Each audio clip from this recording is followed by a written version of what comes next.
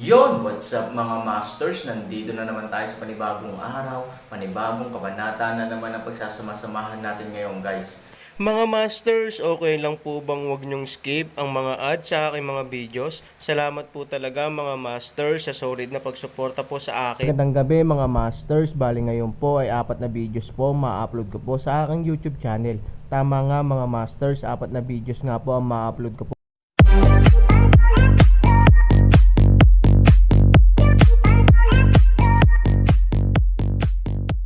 Bali mga masters, kung bago ka pa lang po sa aking YouTube channel, please click the subscribe button, lalong-lalo na po yung notification bell guys, para maging connected pa rin tayo sa isa't isa at maging updated kayo sa mga susunod ko pang video. Bali mga masters, bago natin umpisahan ng kwento ay mag-shoutout po muna tayo para sa mga solid nating tagapakinig. Shoutout kay Jerry Glino at shoutout kay Geng Geng Sanan. Yun na nga mga masters, no? Bali hindi na ito patagalin. In 3, 2, 1, let's go!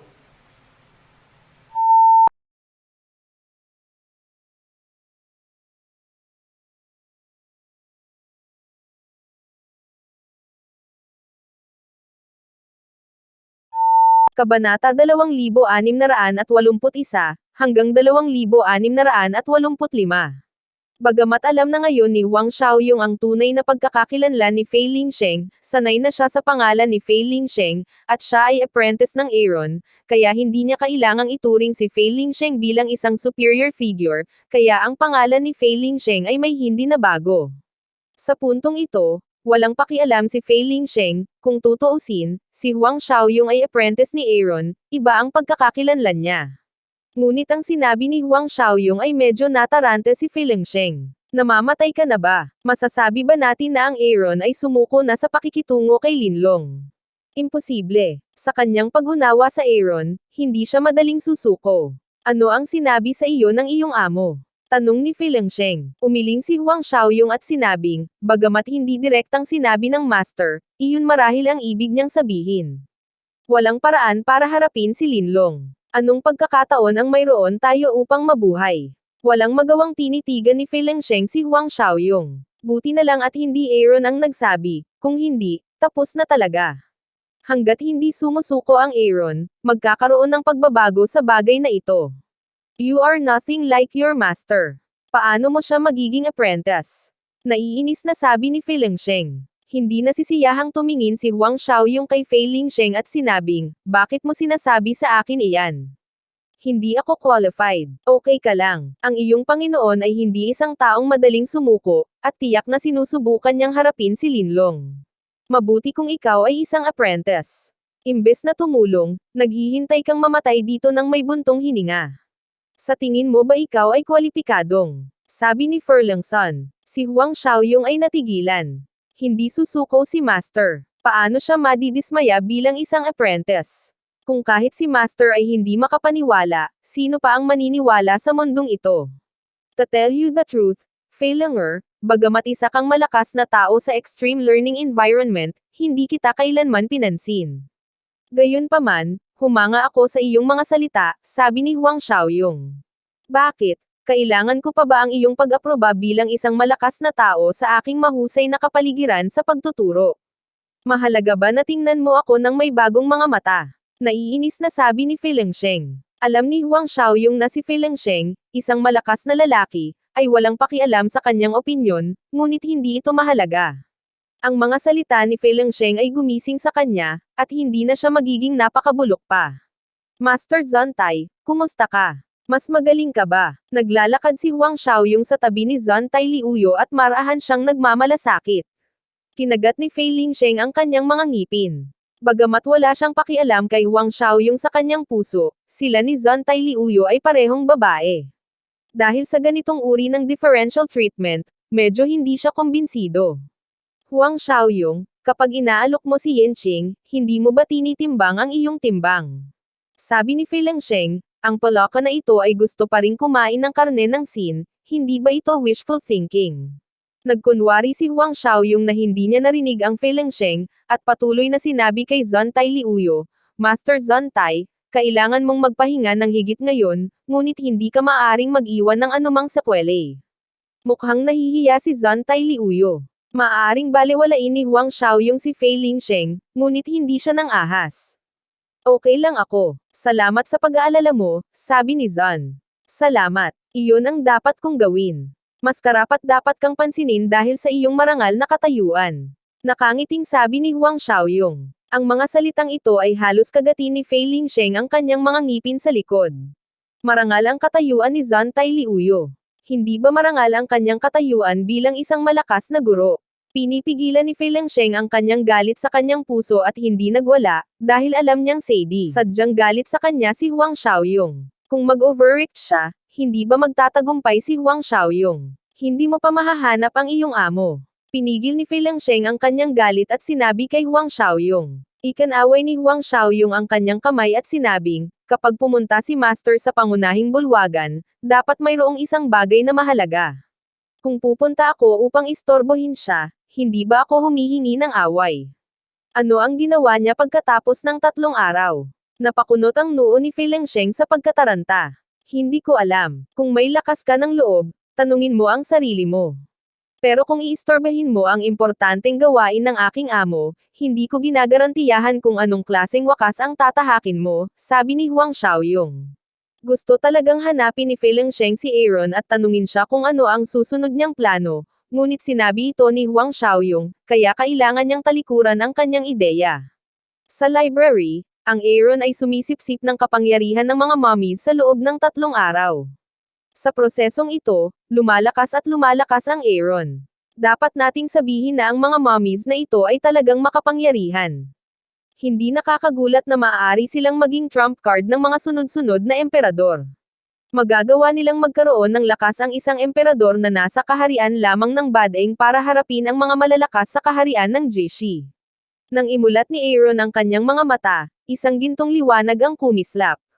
Sa oras na ito, ang kapangyarihan sa kanyang katawan ay naging mas malakas, at may mga pagbabago sa husay.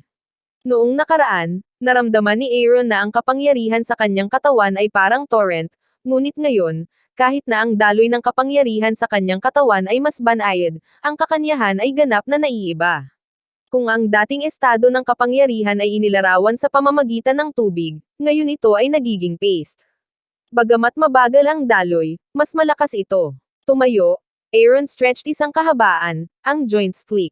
Sa oras na ito, biglang naramdaman ni Aaron ang hindi maipaliwanag na traksayon sa hangin, na para bang ilalayo siya rito. 3,000 bilang tulad ng 2 mga gisantes sa mukha, siya ay nagmamadaling lumabas ng silid. Hindi niya napansin na siya ay ganap na walang malay sa larawan sa itaas ng mga mural. Ang mga detalye ng kanyang mukha ay naibalik sa kanya, at ang larawan ng larawan ay eksaktong kapareho ng sa kanya. Sa labas ng silidaklatan, ang maaliwalas na kalangitan ay nasa sandaling ito, madilim na ulap, kulog, ay. Ito ay isang natural na sakuna. Si Aaron ay natakot na sinabi na naramdaman niya na ang biglaang pagbabago ng panahon ay may kaugnayan sa kanya, at ang kulog ay tila dahil siya ay nag-iipon ng kapangyarihan. Aaron ay mabilis na pinilit ang kanyang hininga. Nang siya ay naging isang tunay na Diyos, walang nagulat si Aaron dito, at naisip pa na baka may kinalaman ito sa mga buto, kaya hindi ko inasahan na sa pagkakataong ito, may natural na kalamidad may ganap na kontrol sa sarili niyang hininga kapag pinipigilan niya ang kanyang sariling kaharian, ang kulog ay dahan-daang naglaho, at ang madilim na ulap sa himpapawid ay unti-unting nagpapakita ng sikat ng araw, ang madilim na ulap ay siksikan, ang madilim na ulap ay hindi pa nakakakita ng kakaibang tanawin sa bahay ng Furlingson at nag-aalinlangan na sinabi, ano ang problema ng multo na ito? For a while, the sun and dark clouds, it will not be the wind from heaven. Halos lahat ng tao ay nag-iisip na ito ang abnormal na panahon. Nang muling sumikat ang araw sa Cloud City, walang pakialam sa nangyari kanina. Tanging si Fei Lingsheng, na isang guro, ang nakakaramdam ng kaunting kakaiba. Ang biglaang pagbabago ng madilim na ulap ay nagbibigay sa kanya ng napakalakas na pakiramdam ng pang-aapi, na hindi lamang dulot ng panahon. Anong problema mo? Hanapin ang marangal na Fei Lingsheng, tanong ni Huang Xiaoyong na curious. Hindi ganoon kadali ang nangyari kanina. Baka may kinalaman sa amo mo. Sabi ni Furlingson. Aking amo. Puno ng pagdududa ang mukha ni Huang Xiaoyong. Paano may uugnay ang pagbabago ng panahon sa master? Maaari bang kontrolin ng master ang panahon? Gayunpaman, Pagkatapos ng mahabang panahon, ang Aaron ay bumalik sa pamilya. Pagkaraan ng mahabang panahon na pagkawala, si Huang Xiaoyong ay tuwang-tuwang tumakbo sa Aaron, na nagkukunwaring miss na siya kaya malapit na siyang umiyak. Master, miss na kita, ako. Bago siya matapos, pinandilatan ni Aaron si Huang Xiaoyong mabangis. Ang taong ito ay parang isang nagbebenta ng goosebumps, at ang kanyang mahinang husay sa pag-arte ay talagang nagpapahirap sa Aaron na manood. Anong nangyari ngayon lang? Dumating si Fei Lingsheng sa Aaron at direktang nagtanong. Naniniwala siya sa kanyang intuition, kaya kinailangan niyang hanapin ang sagot sa Aaron. Para sa mga taong ito sa bakuran, hindi kailangang magtago ng Aaron. Direkta niyang sinabi, marahil ang dating banal na kaharian ay hindi totoo, ngunit ngayon ay narating ko na ang tunay na banal na kaharian. Sa daan, maraming naisip ang Aaron tungkol dito. Ang huling natural na kalamidad ay maaaring hindi huli, ngunit hindi naunawaan ng Aaron ang kanyang sariling lakas. Ang banal na kaharian na naisip niya noon ay hindi talaga banal na kaharian, kaya matapos itong masira, hindi ito humantong sa natural na kalamidad. Hanggang sa naabsorb niya ang kapangyarihang iniwan ng mga emperador ng mga nakaraang dinastiya ay talagang narating niya ang banal na kaharian, na humantong sa apocalypse. Ang tunay na banal na kaharian, ang ibig mo bang sabihin ay ang pagbabago ng panahon ngayon ay sanhi ng mga natural na sakuna? Sabi ni Ferlingson. Hindi masama. Tumanggo si Han Sanchen at nagpatuloy, nararamdaman ko ang paglahok ng isang puwersa. Parang gusto kong ilayo ako sa mundong ito. Dapat umiral ang tinatawag na mas mataas na mundo ng linlong. Ang apocalypse ay isang pagsubok sa ibang mundo. Si Ferlingsheng ay isa ring matalinong tao. Agad niyang naunawaan ang kahulugan ng pagkakaroon ng natural na kalamidad. Bukod sa nagawa niyang hayaan ang magnanakaw na baguhin ang kanyang katawan, napunta rin siya sa isa pang mataas na antas ng mundo. Siyempre, pagkatapos lamang na makapasa sa pagsubok ng natural na kalamidad maaari tayong pumunta. Kung hindi natin ito maipasa, ito ay madudurog. Dapat ay, sabi ni Aaron, nagpipigil ka ng hininga, kaya nawala na naman ang sakuna. May pagkakataon ka nang umalis dito. Bakit hindi mo gawin iyon? Nagtataka si Fei Lingsheng kay Aaron. Ang mundo ng Xuanyuan ay nababalot na ngayon sa krisis na dala ni Linlong. Malamang na ang buong mundo ng Xuanyuan ay mawawasak. Nagkaroon ng pagkakataon si Aaron na umalis dito noon, ngunit hindi niya ginawa.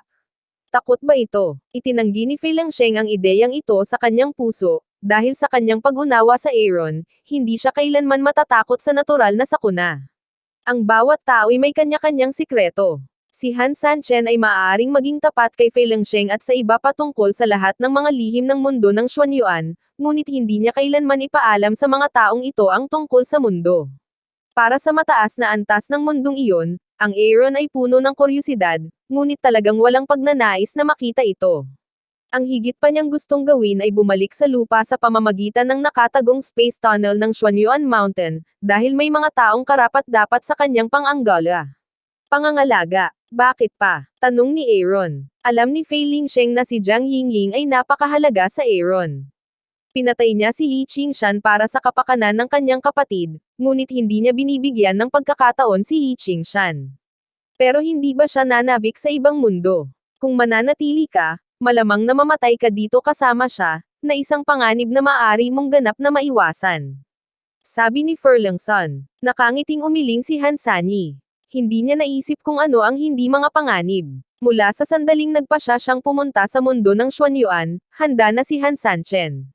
Pagkatapos niyang dumating sa mundo ng Xuanyuan, dalawa lang ang dapat gawin ni Han Sanchen. Sinubukan niya ang kanyang makakaya upang malutas ang krisis para sa lupa at bumalik sa lupa. Para sa iba pang mga bagay, wala ito sa pagsasaalang-alang ng Aaron.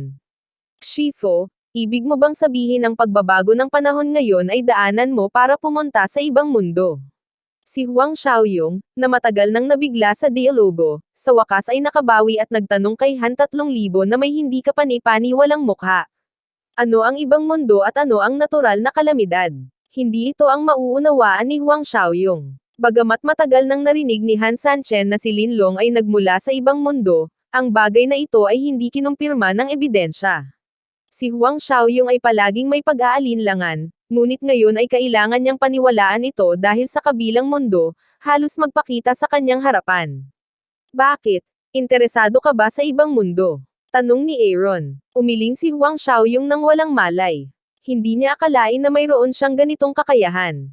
Ang maalamat na banal na kaharian lamang ang mayroon siyang pagkakataong makapunta, at pagkakataon lamang ito, dahil kailangan niyang matagumpay na makaligtas upang makapasa sa pagsubok. Si Huang Xiaoyong ay walang lakas ng loob na makipagsapalaran. Guro, aalis ka ba sa mundo ng Xuanyuan? Tanong ni Huang Xiaoyong. Sa kanyang opinyon, kahit na hindi umalis si Aaron ngayon, haharapin niya ang bagay na ito sa hinaharap, dahil siya na ang pinakamalakas sa mundo ng Xuanyuan. Walang lugar na dapat tandaan dito. Kung gusto niyang maging mas malakas, kailangan niyang pumunta sa isang mas mataas na antas ng mundo. Mabuti para sa Aaron na umalis, ngunit ito ay lubos na naiiba sa iniisip ni Huang Xiaoyong. Ang Aaron ay hindi hahabulin ang kanyang sariling kaharian ng walang hanggan, at hindi rin siya pupunta sa mataas na antas ng mundo. Gusto niyang bumalik sa lupa at maghanap ng matatag na buhay kasama ang mag-ina ni Ivory. Oo, aalis ako maya-maya. Sabi ni Aaron. Madilim ang ekspresyon ni Huang Xiaoyong, at medyo nawala ang kanyang puso, ngunit alam din niya na kahit anong gawin niya, hindi niya maaaring iwanan ang Aaron, at hindi siya kwalipikadong gawin ito. Ngayon na mayroon ka nagagawa mong pukawin ang sakuna, kailan mo balak harapin si Linlong? Tanong ni Feileng Sheng kay Aaron. Ang Aaron ay orihinal na nilayo na gamitin ang pagnanakaw ni Feileng Sheng para harapin si Linlong, ngunit ngayon ay hindi na kailangan. Bukod dito, malayo pa para marating niya ang banal na kaharian, dahil ang Feileng Sheng ngayon ay parang isang nunal na langgam sa mga mata ni Aaron, na nagpapakita na may malaking agwat sa pagitan ng banal na kaharian at ng matinding kaharian ng guro. Gusto niyang maabot ni Feileng Sheng ang banal na kaharian sa maikling panahon, imposible. Yun na nga mga masters, no? Bali panibagong kabanata na naman yung natapos natin ngayong gabi. Muli, maraming salamat po talaga sa walang sawang suporta po sa aking YouTube channel na talagang inaabangan niyo po ang bawat upload ko po. Bali mga masters, magkita-kita ulit po tayo bukas ng gabi at ngayon po ay magpapaalam po muna tayo. Bali mga masters, bye-bye!